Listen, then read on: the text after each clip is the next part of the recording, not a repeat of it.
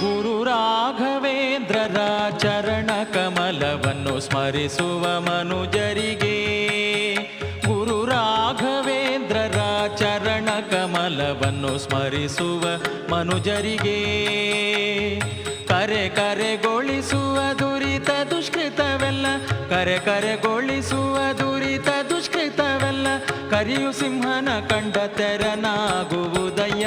ರಾಘವೇಂದ್ರರ ಚರಣ ಕಮಲವನ್ನು ಸ್ಮರಿಸುವ ಮನುಜರಿಗೆ, ಗುರು ರಾಘವೇಂದ್ರರ ಚರಣ ಕಮಲವನ್ನು ಸ್ಮರಿಸುವ ಮನುಜರಿಗೆ.